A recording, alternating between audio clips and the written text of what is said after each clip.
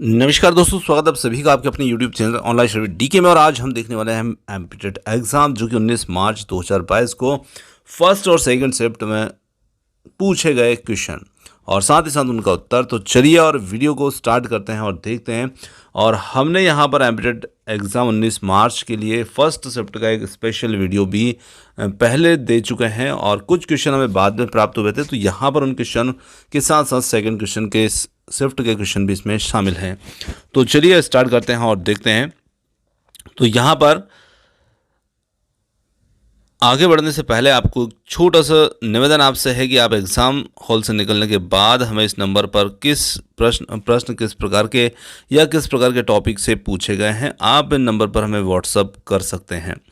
तो ये नंबर भी आप इस पर भेज करके अन्य विद्यार्थियों को, परीक्षार्थियों के लिए अपना सहयोग प्रदान कर सकते हैं। चलिए अब हम देखते हैं आज के शिफ्ट में पूछे गए कुछ क्वेश्चन। तो जैसे अभी पर्यावरण अध्ययन के अंतर्गत बात की जाए तो इसमें पूछे गए प्रश्न हैं जैसे खो खो में कितने खिलाड़ी होते हैं। तो देखिए खो खो की टीम में वैसे 12 खिलाड़ी होते हैं, पर जो प्रतिभागी के रूप में वहाँ पर उतरते हैं 3 खिलाड़ी अतिरिक्त रहते हैं और 9 खिलाड़ी जो होते हैं वो टीम में अपना प्रदर्शन करते हैं। तो यहाँ पर इसलिए हमने उत्तर इसमें 9 दिया है और 9 ही खेलते हैं। आगे यहाँ पर है चंद्रयान 3 जो है ये कब तक लॉन्च होगा, इसकी एक डेट पूछी गई थी यहाँ पर। तो चंद्रयान 3 जो होगा ये अगस्त 2022 तक इसके लॉन्च होने की उम्मीद है। आगे एक प्रश्न इस प्रकार से चंद्रयान 2 से था कि चंद्रयान 2 को किसने भेजा है, यानी कि यहाँ पर कंट्री पूछी गई थी। तो अलग अलग कंट्री जो थी उनसे संबंधित नाम दे रखे थे। तो चंद्रयान 2 जो है इसरो ने, इनके भारत की जो अंतरिक्ष एजेंसी है उसी ने भेजा था। तो यहाँ पर इसमें उत्तर हमारा बन जाएगा ये। आगे अगला क्वेश्चन आता है खाने को सुरक्षित रखने की जो प्रक्रिया है वो क्या कहलाती है। तो देखिए खाने को सुरक्षित रखने की प्रक्रिया जो होती है उसे हम प्रिजर्वेशन या फिर संरक्षण कह सकते हैं, है ना। और ये जो प्रक्रिया होती है इसमें जो पदार्थ उपयोग में लाए जाते हैं उन्हें हम प्रिजर्वेटिव कहते हैं। और ये अक्सर ईवीएस में पूछे जाने वाले हैं कि प्रिजर्वेटिव पदार्थ कौन कौन से होते हैं। तो यहाँ पर आपको ध्यान रखना है नमक है, शक्कर है, तेल है, ये कुछ ऐसे पदार्थ हैं जो कि प्रिजर्वेटिव रखते हैं फूड को। अब इसको थोड़ा सा यदि डिटेल के स्वरूप में देखना चाहते हैं तो यहाँ पर आपको उत्तर दिया संरक्षक या परिरक्षी। प्रिजर्वेटिव ऐसे प्राकृतिक या मानवकृत रसायन को कहते हैं जो कि कुछ मात्रा में डालने से खाना, औषधि, रंग, लकड़ी, जैव वैज्ञानिक वस्तुएं और अन्य चीज़ें कीटाणुओं के प्रभाव या अनचाहे रासायनिक बदलाव से खराब होने से सुरक्षित की जाती है। यानी कि इन्हें ये सुरक्षित बना करके रखते हैं। इसमें खाना भी आ जाता है, औषधियाँ भी आ जाती है, रंग, लकड़ी वगैरह भी आ जाते हैं। जैसे यहाँ एक उदाहरण है, जैसे कि अचार में नमक है तो नमक यहाँ पर एक प्रिजर्वेटिव पदार्थ है और तेल संरक्षक का काम करते हैं जिनसे अचार जो है गर्म स्थान पर भी महीनों तक पड़ा रहने पर भी खराब नहीं होता है। तो ये नमक है, शक्कर है, ये कुछ ऐसे पदार्थ होते हैं। एसिटिक अम्ल है, सिरका है ना। अगला क्वेश्चन है यहाँ पर जैसे श्वेत क्रांति के जनक कौन है। तो श्वेत क्रांति के जनक जो थे वो थे कुरियन वर्गीस और इन्होंने दूध उत्पादन में भारत को बना दिया है दुनिया में नंबर 1। आगे बात करें यहाँ पर एंटीजन से संबंधित एक क्वेश्चन पूछा गया था, ये मॉर्निंग शिफ्ट में पूछा गया था। तो एंटीजन जैसे हम किसे कहते हैं, तो एंटीजन देखिए ऐसे पदार्थ होते हैं जो कि हमारे शरीर के प्रतिरक्षक तंत्र में प्रतिपिंड यानी कि एंटीबॉडीज़ को उत्पन्न करते हैं और उत्पन्न करने में सहायक होते हैं। उसको हम कहते हैं प्रतिजन या एंटीजन कहते हैं, प्रतिजन या एंटीजन। वन और कृषि को सम्मिलित रूप से क्या कहा जाता है। तो देखिए वन और कृषि जो होती है इसका सम्मिलित रूप जो होता है उसे हम कृषि वानिकी के नाम से जानते हैं। और कृषि वानिकी जो होती है उसमें खेती योग्य भूमि पर फसलों के साथ साथ वृक्षों को भी उगाया जाता है। तो जब हम फसल के साथ साथ कृषि के साथ साथ वृक्षों को भी उगा रहे हैं तो वो एक कृषि वानिकी का रूप कहलाता है। आगे यहाँ पर वन अधिनियम से संबंधित जो प्रश्न थे वो पूछे गए थे। प्रश्न थोड़ा सा पूरा क्लियर नहीं हो पाया था कि किस प्रकार का पूछा गया था, पर वन अधिनियम से प्रश्न पूछा गया था। इसी प्रकार से राष्ट्रीय उद्यान से संबंधित प्रश्न भी देखने को मिले हैं और अंतरिक्ष विज्ञान से भी 4-5 प्रश्न जो हैं वो अभी सेकंड शिफ्ट में देखने को मिले हैं।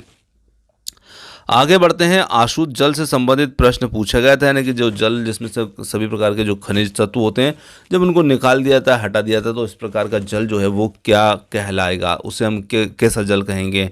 तो देखिए जब हम जल से सब कुछ हटा देते हैं, किसी प्रकार के कोई भी तत्व जो है या खनिज जो हैं वो उसमें मौजूद नहीं है, मिनरल्स हटा दिए जाते हैं, तो उस स्थिति में जल जो होता है वो एक आशुद्ध जल बन जाता है। इस प्रकार से एक प्रश्न जो था पूछा गया था। आगे अगले प्रश्न की बात करें तो गणित के अंदर जो है आपका जो टॉपिक है वो जो चलता आ रहा है, जैसे कि अभी सेकंड चैप्टर में विभाज्यता के नियम से संबंधित प्रश्न पूछा गया। प्रथम में अभाज्य संख्याओं से पूछे गए थे, सरलीकरण से दोनों में ही पूछे जा रहे हैं। औसत से संबंधित प्रश्न जो है मॉडलिंग में पूछा गया था, बॉडमास पर नियम पर आधारित दोनों में पूछ रहे हैं, और मॉडलिंग में एक भिन्न से संबंधित भी पूछा गया था। इसी प्रकार से बहुलक से संबंधित 3 प्रश्न जो थे मॉर्निंग शिफ्ट में पूछे गए थे, और गुणनखंड से संबंधित प्रश्न, संख्या पद्धति पर आधारित प्रश्न, इस प्रकार से वर्ग के कोणों से संबंधित अनुपात का प्रश्न पूछा था। इन्हें वर्ग दे दिया, वर्ग के कोण दे दिए और उनमें अनुपात दे दिया था, और उनके अनुपात बना करके उनका प्रश्न पूछा गया था। इसी प्रकार से घात और घातांक से संबंधित प्रश्न पूछे गए थे, और साथ ही साथ यहाँ पर समांतर चतुर्भुज के क्षेत्रफल से संबंधित प्रश्न भी पूछे गए थे। तो इस प्रकार से गणित वाला जो पोर्शन था वो भी काफ़ी ठीक ठाक था। आगे बात करें तो यहाँ पर बाल मनोविज्ञान की, बाल मनोविज्ञान में मॉर्निंग और इवनिंग दोनों ही शिफ्ट के हैं, तो कोहलबर्ग के सिद्धांत से संबंधित प्रश्न पूछे गए थे। ब्लूम का जो टैक्सोनॉमी सिद्धांत है उससे संबंधित भी प्रश्न जो है वो देखने को मिले हैं। एरिक्सन से संबंधित प्रश्न जो है वो भी देखने को मिले हैं, और नैतिक विकास पर आधारित प्रश्न भी जो थे वो भी पूछे गए थे। पावलोव का क्लासिकल सिद्धांत जो है और जीन पियाजे जो है दोनों शिफ्ट में हर दिन लगातार ही जीन पियाजे से क्वेश्चन आ रहे हैं।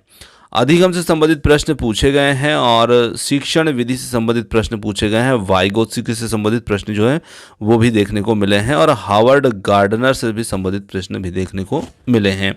तो इस प्रकार से बाल मनोविज्ञान का भाग भी जो था ठीक ठाक था।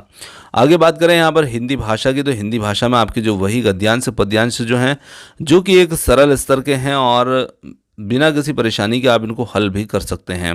और इन्हीं गद्यांश पद्यांश से संबंधित आगे कुछ पर्यायवाची शब्द पूछे जा रहे हैं, कुछ अलंकार पूछ रहे हैं, कुछ प्रत्यय पूछ रहे हैं, कहीं पर उपसर्ग भी पूछ रहे हैं, और कहीं संज्ञा है, तो यहाँ पर कहीं अवयव वगैरह भी इसमें देखने को मिलते हैं।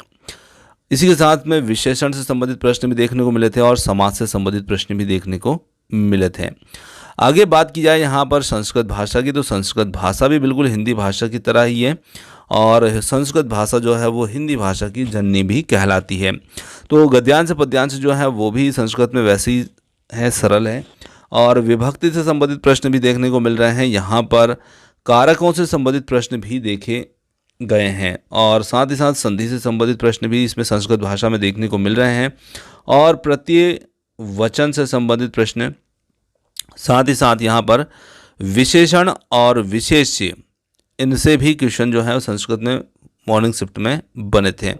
लकार है और विभक्ति से मॉर्निंग शिफ्ट में 3 क्वेश्चन जो थे वो इसमें पूछे गए थे। तो दोस्तों इस प्रकार से आज का जो हमारा एनालिसिस है वो समाप्त होता है, और क्वेश्चन टॉपिक जो थे ये आपको कैसे लगे कमेंट्स करके ज़रूर बताइएगा। और वीडियो पसंद आया हो तो वीडियो को लाइक कर सकते हैं, चैनल को सब्सक्राइब कर सकते हैं, और आपने जो समय दिया उसके लिए बहुत बहुत धन्यवाद। थैंक्स फॉर वॉचिंग, और मिलते हैं जल्द ही एक और नए किसी अगले वीडियो के साथ। धन्यवाद।